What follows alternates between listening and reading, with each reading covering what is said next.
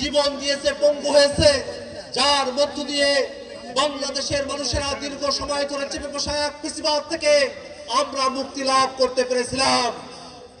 এবং তারপরে আমরা একটা নতুন বাংলাদেশের প্রত্যাশা করেছি, এমন এক বাংলাদেশ যেই বাংলাদেশে কোনো বিভাজন থাকবে না, যেই বাংলাদেশের সকল নাগরিকের অধিকারকে সুরক্ষা দেওয়া হবে, যেই বাংলাদেশে গণতান্ত্রিক প্রতিষ্ঠানগুলোকে শক্তিশালীভাবে দাঁড় করানো হবে, যেই বাংলাদেশে গণতন্ত্র, ভোটাধিকার এবং রাষ্ট্রীয় প্রতিষ্ঠানগুলোতে জবাবদিহিতা নিশ্চিত করা, এটাই ছিল আমাদের মূল উদ্দেশ্য।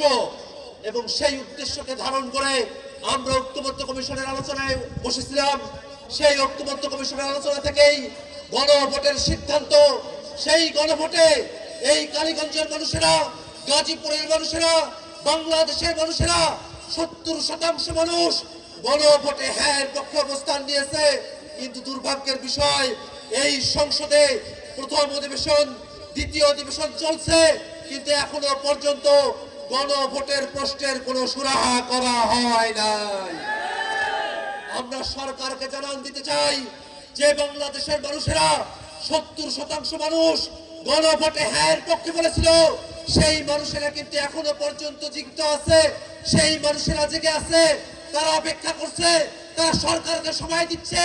কিন্তু যতক্ষণ পর্যন্ত না গণভোটের রায় বাস্তবায়ন করা হবে, ততক্ষণ পর্যন্ত জনগণের আশাকে বাস্তবায়ন করা সম্ভব হবে না। ভাইরা আমার, আমরা এই বাংলাদেশে নানা ধরনের অরাজকতা দেখছি, বিভিন্ন জায়গায় চাঁদাবাজি, ছিনতাই, মাদকের সাম্রাজ্য তৈরি হয়েছে। আমরা সরকারের কাছে বলতে চাই, বাংলাদেশ থেকে মাদক, চাঁদাবাজের যে সাম্রাজ্য তৈরি করা হয়েছে, সেগুলোকে অবশ্যই নির্মূল করতে হবে।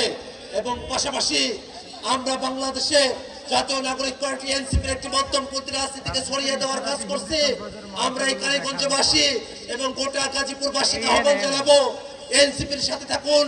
এনসিপি শাপলা কলি মার্কা নিয়ে গোটা বাংলাদেশে মধ্যমপন্থী গণতান্ত্রিক যে রাজনীতির সূচনা করেছে, সেই রাজনীতির হাতকে শক্তিশালী করার জন্য আপনাদের সকলের প্রতি উদাত্ত আহ্বান জানিয়ে আমি আমার বক্তব্য এখানে শেষ করছি। ইনকিলাব জিন্দাবাদ।